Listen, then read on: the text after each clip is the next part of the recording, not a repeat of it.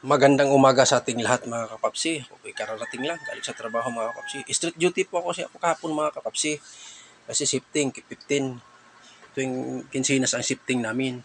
Ayun, bumili si Mrs. ng inihaw na bangus dun sa palengke. Eh, tinirahan nila ako ng kalahati. Akala nila siguro uwi ako. Eh, sinabi ko naman kahapon na street ako.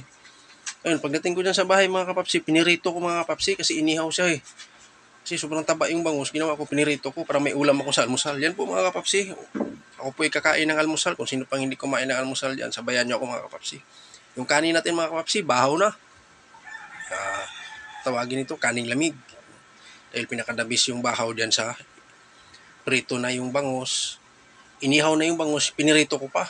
Doble, yan.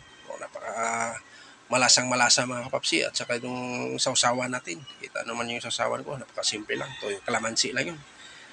At saka siling haba mga kapapsi, eh, pinakadabis na paborito ko yung siling haba na yan. Di talaga mawala yan tuwing kain ko. Yan mga kapapsi, magpatuloy natin. Ako po'y kumakain na ngayon. Almusal mga kapapsi.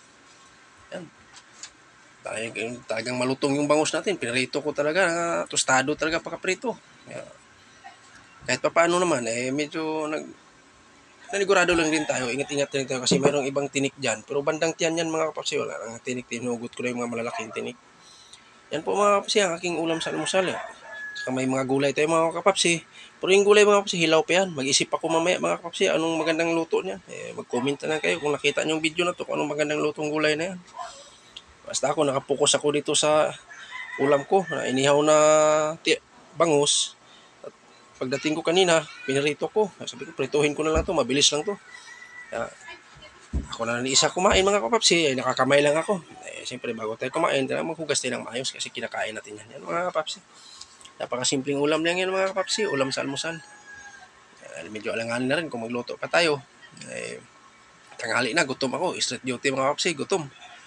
Yan. Yan, dagdagan pa nga napaka-traffic na. Kahit walang pinipiling araw mga kapapsi dito sa Manila, kailangan talaga may service tayo. Kaya sabi ko, sana swertihin na tayo ni Lolo. Patikimin na tayo ng pinaghirapan natin dito sa YouTube. Kahit naman hindi ako araw-araw nag-upload, eh, sana naman tulungan mo ako, Lolo, para makamit ko na yung aking pinaghirapan at kung makaswertihin tayo, baka makabili tayo ng service. Kahit sikanhan man lang na motor, okay na sa akin. At least may service tayo. Kaya lang hirap talaga mag-commute dito sa Manila. Napakahirap. Yan.